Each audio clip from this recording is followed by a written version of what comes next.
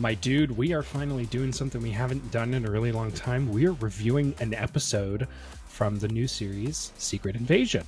We haven't done an episode review on the podcast for a really long time, and this was a blast to write. I had a lot of fun. So, let's do this thing. Welcome to Talk About Tatooine. I'm Andrew. I'm Nathan. And we are twin brothers here to bring you what's new in nerddom and give colorful commentary on our favorite subjects. Welcome to our cantina. Grab a drink and settle in as we set course for realities beyond our own. Cheers, brother. Today, as Andrew already said, we are going to be discussing Secret Invasion, but first we're always going to start with a starter question, but make sure you guys stick around towards the end of the episode. We do have some nerddom news coming your way.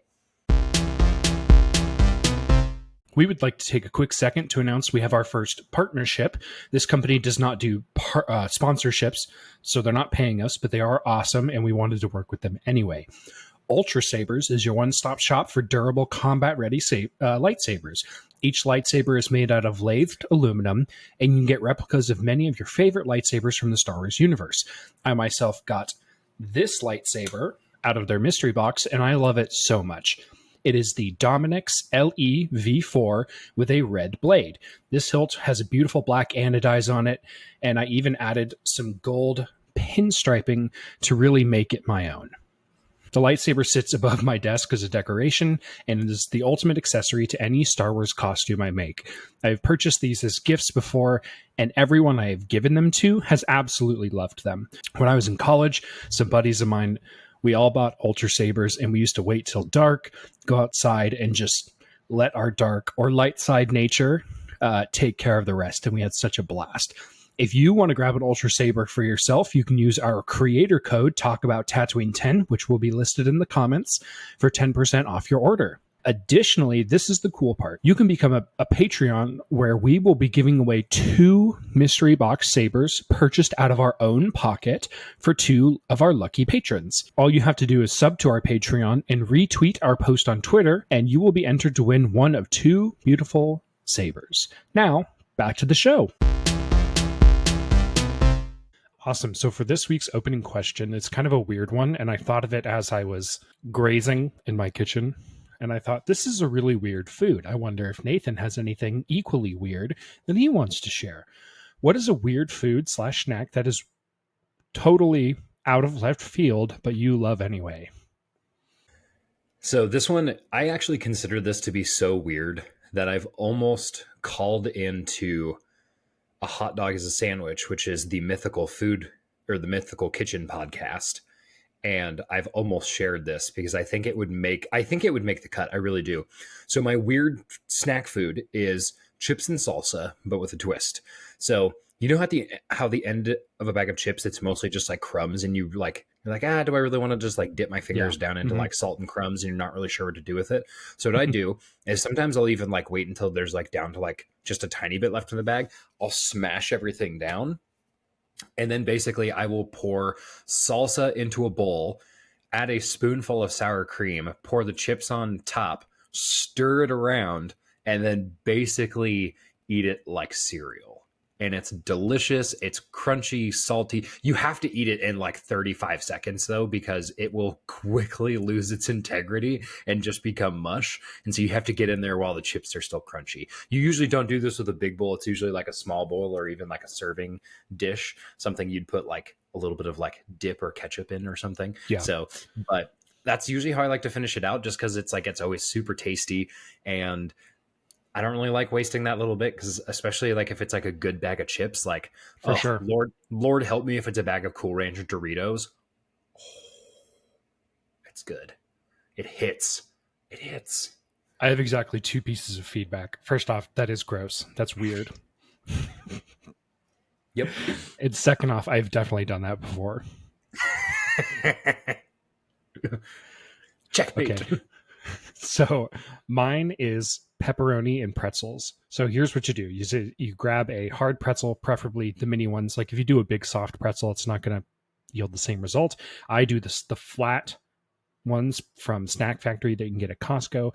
And then you just take a single piece of like 1-inch pepperoni, no like crazy like deli slices. That's insane. Don't do that. But you just like 1 pretzel, 1 piece of pepperoni, shove it in your mouth, and I'm in heaven. The mixing of flavors is like super strange. It's like this shouldn't taste like, it doesn't taste like the amalgamation of two different things. It tastes like its own thing. And that's why I love it so much. It's so strange and unique, and it's like savory, salty goodness. And yeah, it's super weird. As somebody who grew up in the same house as you, I can't tell you how many times I have done this because we grew up in a house where we actually loved to make homemade pizza. There was a year or two where we made homemade pizza almost every Friday night, and then we Mhm. wondered to ourselves why we're so big. And so that meant there were always slices of pepperoni in I the house. literally Like, have a stuffed animal that is a slice of pizza behind me. yes. I was wondering what that was, but I never figured to ask because I see it when I do the edits, and Pizza, I'm like, "What is that behind Grogu, him?" and And some Warhammer. minis that I haven't painted or taken out of the box yet. Yeah, dude. I mean, that was just like one of the things we always had was pepperoni and pretzels. All right, guys, before we get into our main discussion here today, we do want to just remind you guys, make sure you guys like, comment, and subscribe, especially if you guys are watching on YouTube. We are super close to 100 subscribers by the time we are recording this podcast. Make sure if you're listening to this in audio form, make sure to follow the podcast on Anchor, Spotify, or wherever you get your podcasts. We do have a lightsaber giveaway over on Patreon, which Andrew has talked about already as well. We're going to be throwing that a few different times in the episode because it's very important for you guys to know about. You have to be a member to get in on this giveaway. August 1st is going to be the drawing.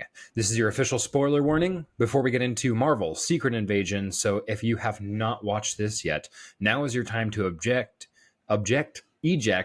and get out of there. Andrew, go ahead and hit us.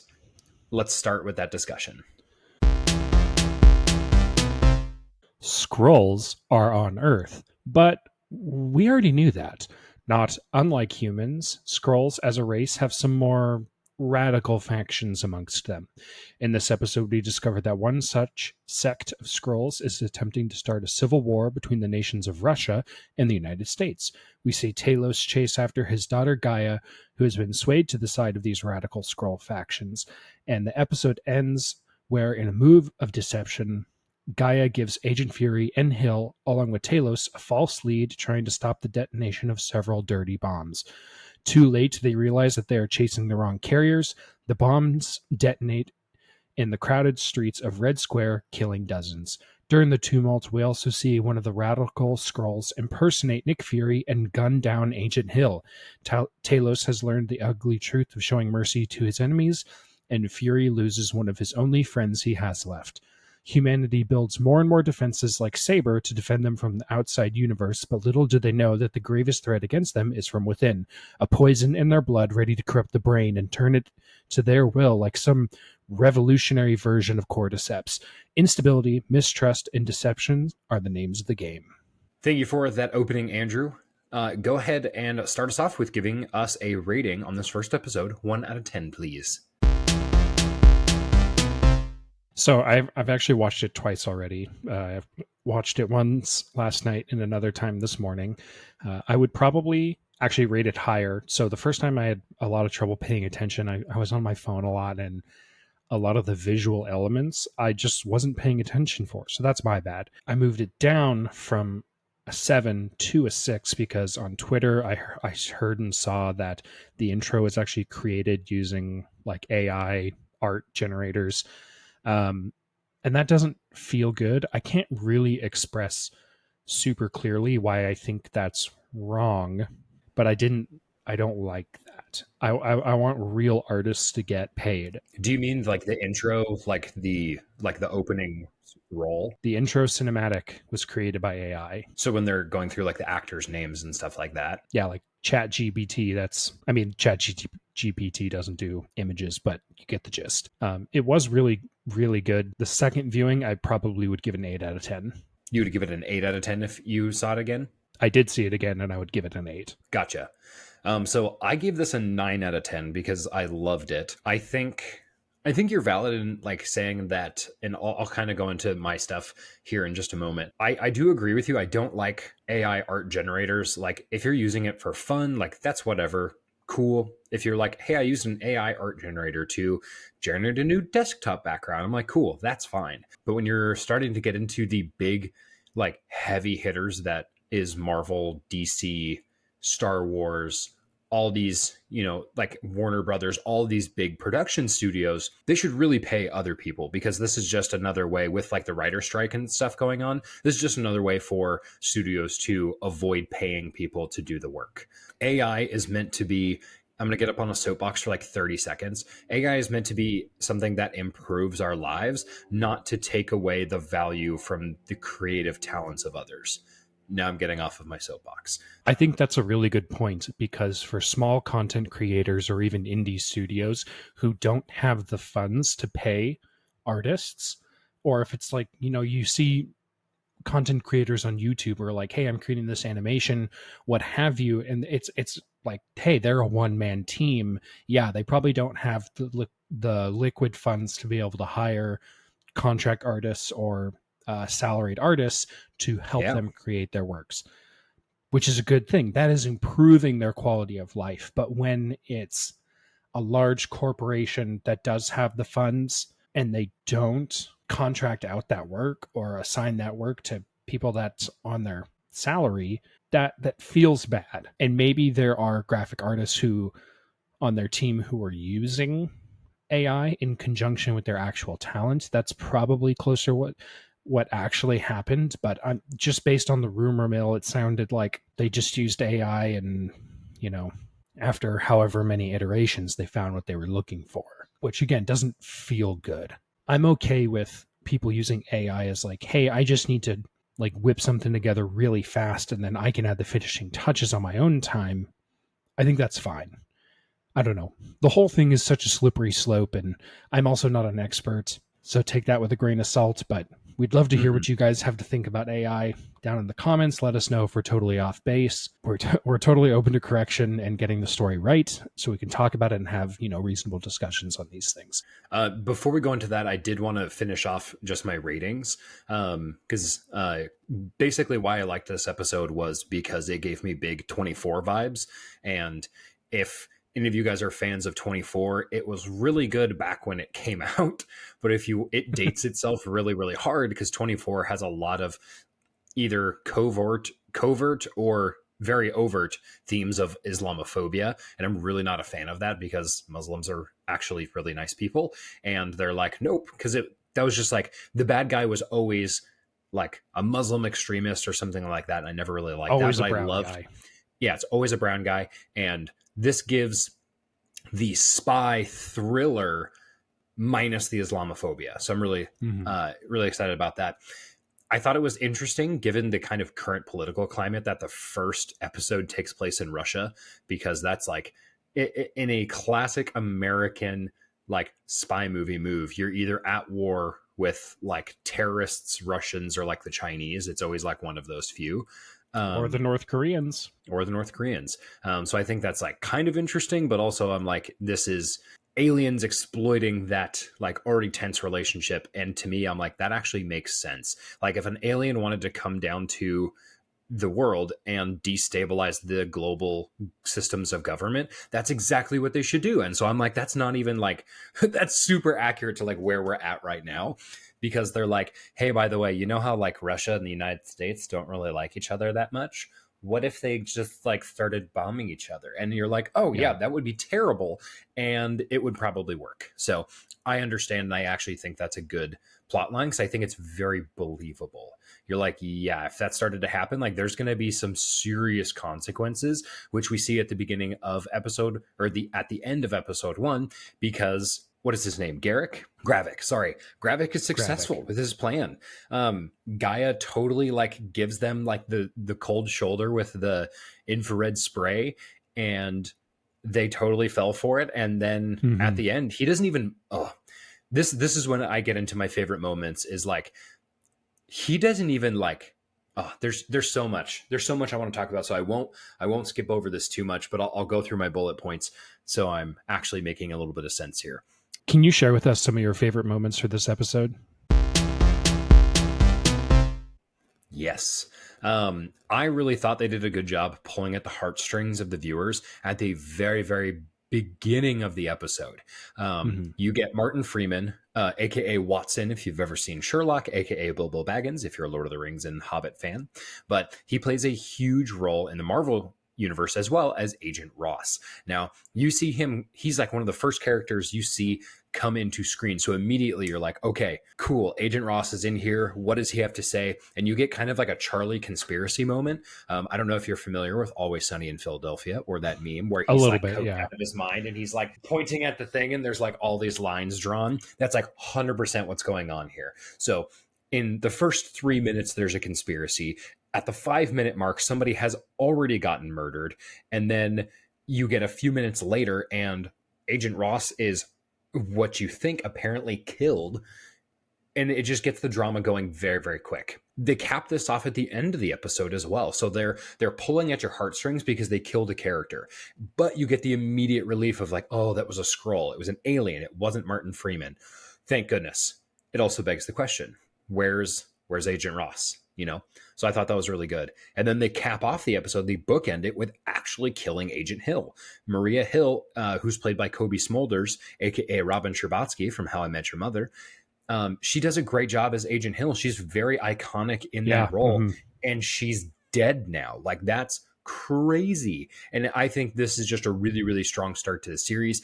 You've heard me say on this podcast before, if they kill off characters, it removes the protection of plot armor and it raises the stakes right away. They did a really good job starting that off. Yeah, I definitely agree with your plot armor point. At this point in the Marvel Cinematic Universe, Nick Fury is not an Avenger. I mean, just straight up, he's not an Avenger. So there's no promise that he's going to live. No, not at all. He is just as mortal as everybody else. And he's kind of the last remnants. He's like the last fragment of S.H.I.E.L.D. left at this point. Because S.H.I.E.L.D. has long been since disbanded because, you know, they were Hydra in waiting. And he's like the only one left. It was like him and Agent Hill. And I mean, Agent Ross wasn't really a S.H.I.E.L.D. agent. He was more of like a United States operative. And so you're just like, you're left with like, I think he was CIA. There's nobody left in S.H.I.E.L.D. at this point. I think that's really cool. We also get to see a lot of really, really cool faces as well. So you guys are probably very familiar with Ben Mendelsohn as Talos, which some characters call him Talos, some call him Talos, I think. So I'm not really sure which one it is. As long as you stick to one of the two pronunciations, you're correct. You guys will recognize Ben Mendelsohn as Director Krennic from the Star Wars, from Rogue One. I thought that was really cool. Like the moment I heard his voice, I was like, oh, this is going to get cool. I just think this is so far just a really cool explosion of a nerdy explosion of familiar faces. Yeah, the cast was a big draw for me. I've really enjoyed just a lot of the more human elements of the Marvel Cinematic Universe. I think they were cast really well. I 100%. love Martin Freeman. I really hope that's not the only version of Agent Ross. I hope the real Agent Ross isn't like 6 feet under somewhere. You know what I'm saying? That was my first thought, was like, okay, if that's Skrull version of Ross, where's actual Agent Ross? He may not be alive, which would be a we'll huge bummer. And then finally, I think my last highlight from this, I really love this. I literally went through and just like took a bunch of notes. Like while I was watching through, I felt really captivated through this episode, which is why I gave it a 9 out of 10. But I really like Gravik as well. He's played by Kingsley Ben-Adir. I think he's really making a big impact so far, and with very little dialogue. He's very serious.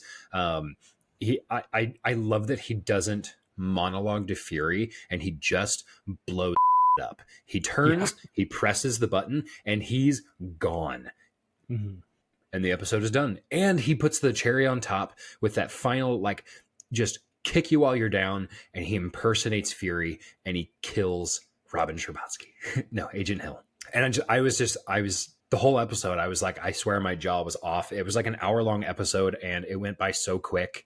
I felt like there wasn't too much like dead space, and I was really happy with it. I'm pretty sure in the final scene, every person that Gravik turns into is someone who at some point gives Nick Fury like kind of an awkward stare down earlier in the episode. It was like the girl with the beach ball in Russia. I was like, what the heck? And then a couple other people. There was like one lady who was like on a bench and she like gives him the eye, and it was like weirdo. And I'm wondering, I'm like, were those all Gravik?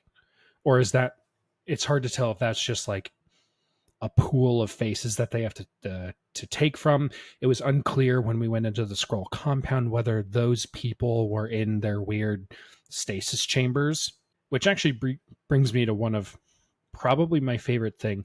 There were some huge influences from old sci-fi into this episode, including when Nick Fury lands on Earth, and he looks like the classic Roswell alien coming out of the ship, like the way he comes down, and the sound effects. It's like that's 100% Roswell and some of the older encounters we had with aliens and pop culture.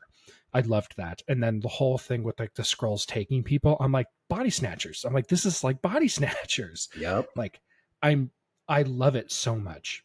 Like you said, the bomb going off, episode 1 immediately is setting the pace of, hey, no one is safe. One thing I thought that was kind of just an overall favorite of mine is I really love how grounded this is. In a cinematic universe where there are so many exceptional people doing exceptional things, it's really nice to see regular people going above and beyond. This show isn't really a superhero show. No, it's just set in the same universe, and I'm here for it. It's like, you know how Andor was in the Star Wars universe. There's no Jedi who saves the day in Andor. It is regular people doing extraordinary things. Oh, yeah. We loved it. We loved it. The final thing I had is like, actually, I'm going to skip my final point. It's going to come up in my predictions for the next episode and the rest of the series. That being said, hit me with some of your theories, brother. So Maria Hill already died. Rest in peace. I loved her. She has been a member of S.H.I.E.L.D. from the very beginning, and it's really hard to see her killed in such a unsanctimonious way. But like, that's kind of how it is sometimes. And I think that's probably what's going to like really tear at Nick Fury, is that his partner and one of the only people who even really likes him died in an op that she probably shouldn't have, but in her final moment of trust, her eyes, told her, hey, this is Nick Fury, and it was Gravik, and to die from a gut shot is a really, really painful wound. Like, she basically died from internal bleeding pretty much immediately. It was a brutal death. Some things that I have as predictions. Long term, I think Nick Fury is not going to survive Secret Invasion. I think Captain Rambo will actually take her place as the lead up at Saber, and Talos will finally find a new planet for his people. Although with how that first episode went, I'm like, I don't know if the good guys are going to win this one. I don't know if the Skrulls will finally find a home after 3 decades. I don't know if Talos is going to survive. Yeah. His wife's dead. His daughter is a terrorist. Like, it's not looking good. And he has this huge weakness of being merciful. When your enemies are not merciful and you are, they have a huge advantage tactically over you because they don't care. They just don't care. It's the difference of in the crowd where Nick Fury is trying to chase down Gravik at the very end. He keeps like drawing his weapon and then putting it down because there are civilians in the way. Like, he probably could have just been like, you know what, screw it, and just unloaded his mag at him. And he probably would have got him, but he probably would have killed several Russians in the process. And he's like, nope, can't do that. Yeah. Can you remind me, as well as the viewers, who Captain Rambo is? Captain Monica Rambeau. She is she is also known as Photon. And she appears in WandaVision at the very end. When she goes through the Hex, she gets powers. In the comics, she's also known as Spectrum, and I'll give a little bit more of a dossier on her in our lore section. +2 to all ongoing cards on the field. Thank you very much. Yeah, she's really good. I'm actually running a Thanos Spectrum deck, which nobody expects. Spectrum finisher in a Thanos deck. But we're not here to talk about Marvel Snap. We're here to talk about Marvel Secret Invasion. Oh, yeah. I think what's going to happen next is we are going to see Iron Patriot start to play a bigger role. We see Don Cheadle show up, and he's literally there for like 90 seconds on screen, like maybe even less than that. So he, if you guys don't remember, Don Cheadle plays Rhodey, aka Iron Patriot. He gets paralyzed in Captain America Civil War. So he kind of gets a lot of enhancements from Tony Stark because Tony feels super guilty about what happens, which he kind of should. And I think what we're going to see is we're going to see Iron Patriot and the American either CIA or like, spec ops, whatever they're going to send in. I think they're going to play a big role because we basically saw the few MI6 agents basically get like completely incapacitated in this episode. So they're like, yeah, technically MI6 was here first, but we kind of removed them from the game. So I think the American, probably CIA, maybe we'll get to see somebody in the Iron Patriot suit show up, but that's what I think is going to happen. I think that would be awesome. There's a lot of new stuff in this episode.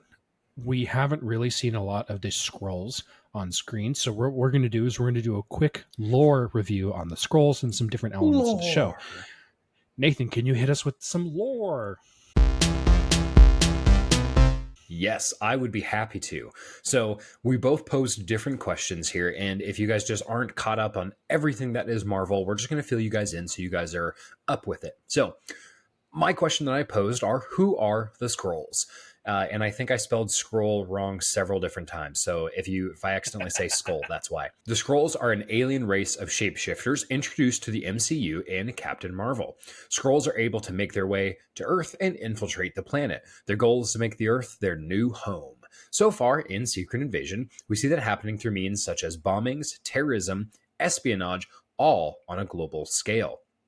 Skrulls can very easily appear humanoid in appearance and mimic humans exactly when they choose to. Very, very cool superpower. Skrulls contain the powers also of increased strength, long life, the ability to copy memories, and are very technologically advanced. So far, they are going to be putting up a huge fight for the battle for Earth in Marvel's Secret Invasion.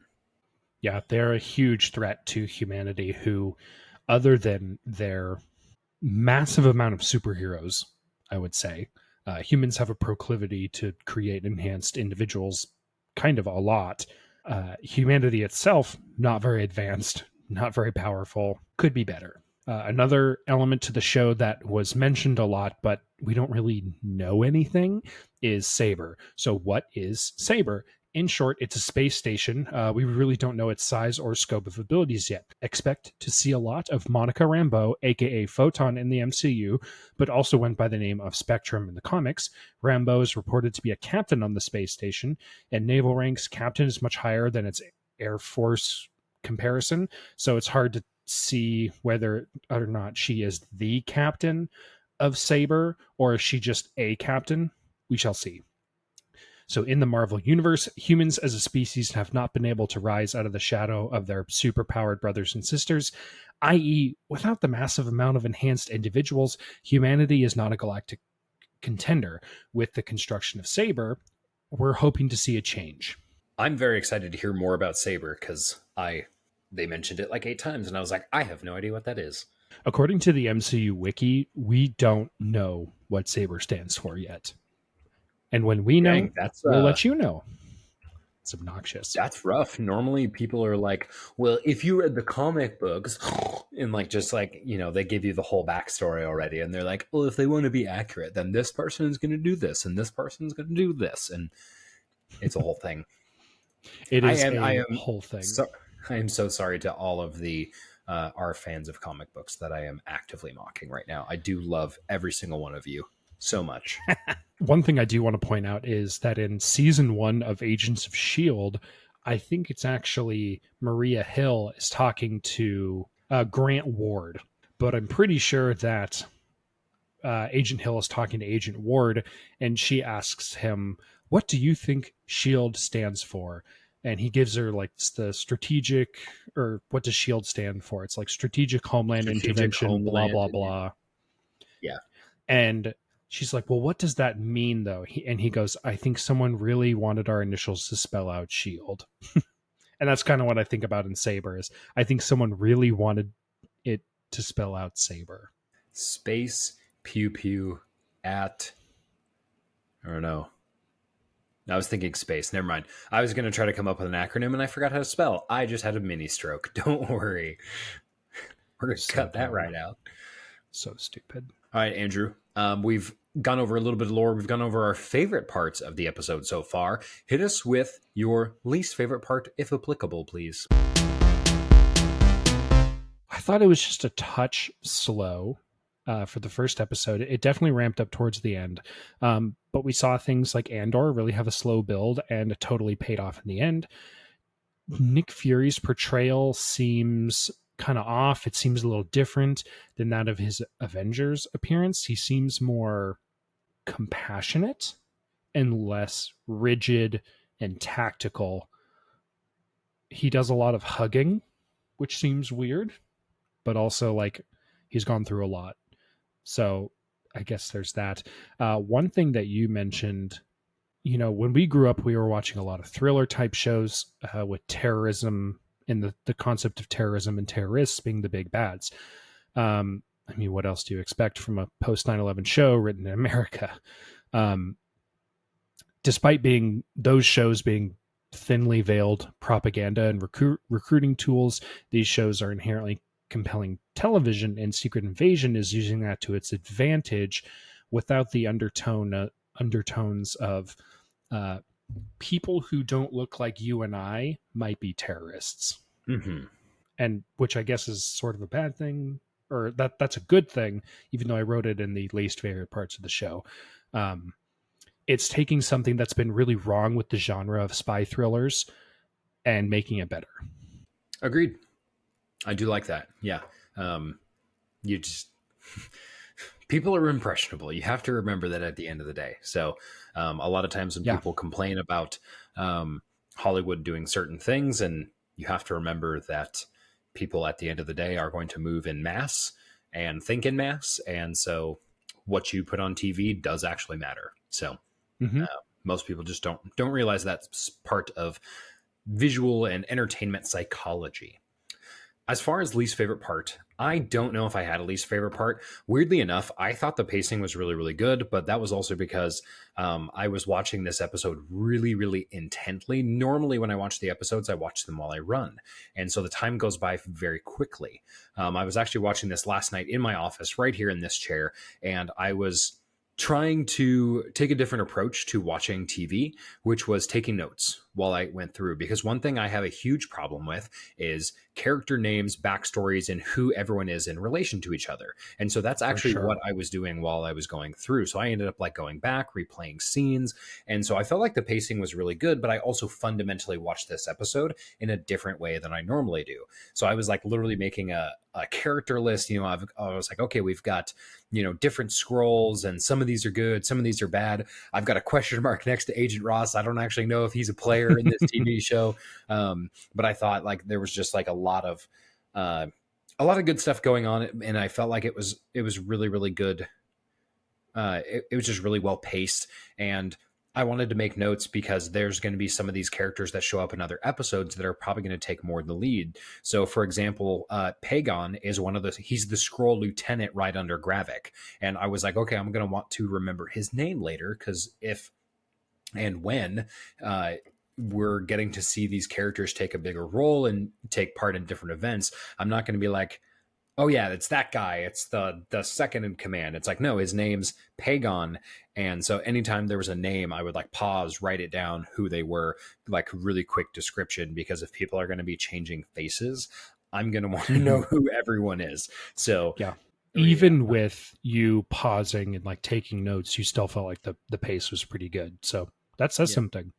I mean, overall, I was just like, I thought this was solidly put together, and it very easily fits into the spy/action thriller. Really, I'm loving it so far. I'll go back up to the top of the episode. My rating was still a 9 out of 10.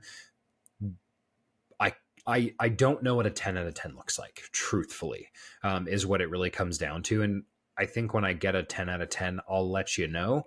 But for sure, I'm like, 9 still means that I would happily watch that again literally right now. Yeah, for sure. It's hard to give anything a 10, because to say this is a 10 out of 10 is to say this was either completely perfect or functionally perfect. Meaning that even if it had like a little, thing here or there, it didn't bother me. or Mhm. I didn't even notice it, you know? And that doesn't really happen all that often. Um, Even with watch, like for these reviews is really fun because I still get to watch it for fun. Like that's really the lens I'm looking at this. I'm not looking at it to say I'm going to be as critical as possible, because I probably could shred this to pieces if I really wanted to. And that's part of just like choosing the way you consume media dictates how you feel about that media. I find that when I go into a movie and I say, I think I'm going to enjoy this, I have a higher likelihood of enjoying it, even if it's kind of dumb. Yeah, it's all about setting your expectations. If you set your Yeah. expectations to be positive, or if you go into something and you're like, I am going to pick apart everything about this that is wrong, guess what? You're not going to enjoy it because you've already set your expectations to be negative. I think that's all we have to say on season one, episode one of Secret Invasion. Let's move on to a little bit of news before we end the episode. Let's do it.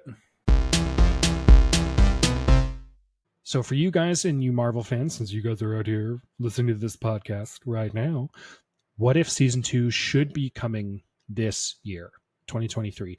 We don't have a release date yet. My guess is they might give us, the first episode on like December 31st and be like, see, we told you it came this year. Um, but I loved What If season one. I thought it was a blast. So I'm really excited to see where it goes this year.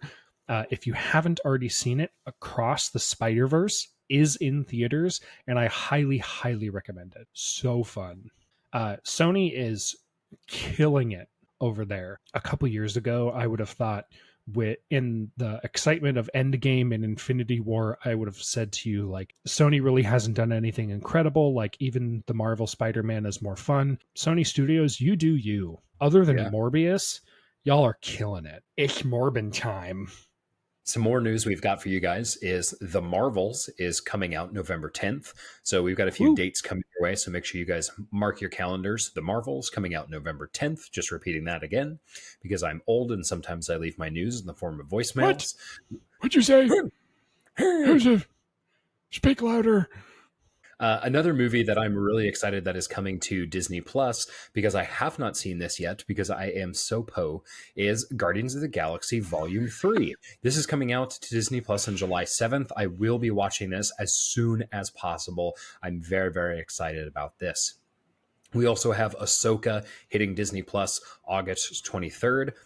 And I think with all of this all being so spaced out, one thing that I kind of forgot was that Disney Plus has Marvel and Star Wars content because Mm-hmm. I was looking over the course of this year and I was like, okay, we have kind of a huge gap in between Star Wars content. And I think there's a very smart person at Marvel Studios that is like, hey, when we get things on the calendar, let's space this stuff out because I was like, man, we don't really have too much like Star Wars to watch. And then like, boom, Secret Invasion just came out. And I was like, oh, right, we have Marvel stuff too.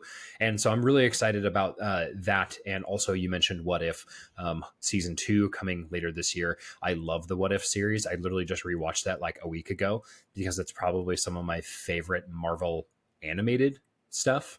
And I'm just super excited about it. Not talking about Star Wars or Marvel. We're going to talk about Warhammer. So we are recording this on June 23rd. Leviathan and 10th edition officially launches tomorrow, June 24th.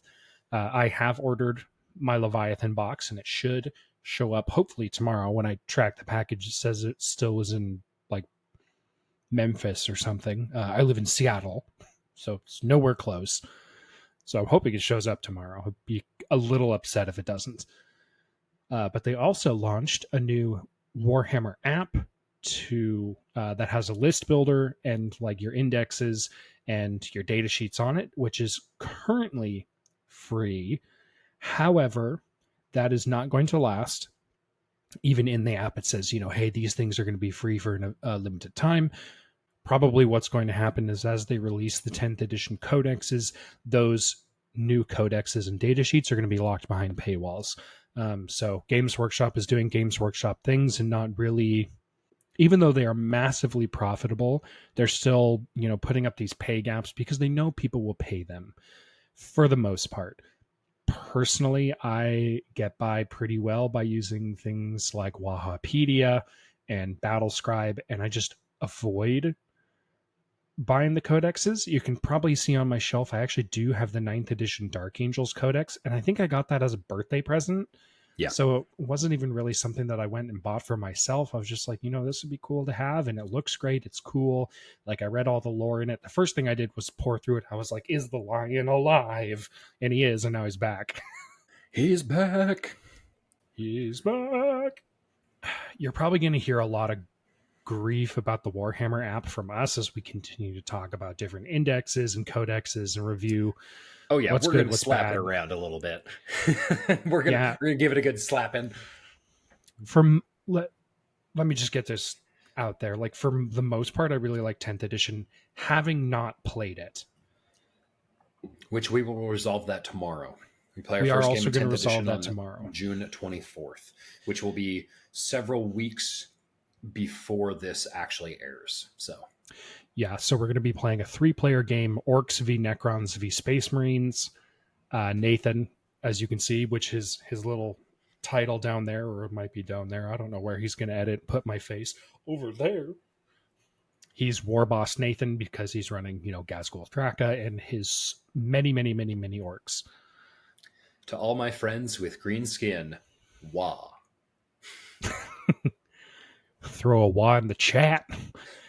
Okay, we're totally getting off track. The only other news item I have on here is that Minecraft 1.20 has launched. One thing that we are hoping to do as part of our Patreon is open up Patreon realms or servers. If you play on Java, I need to figure out how to do that. It can't be that hard.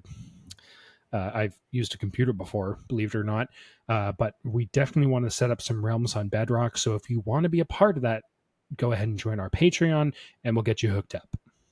Absolutely.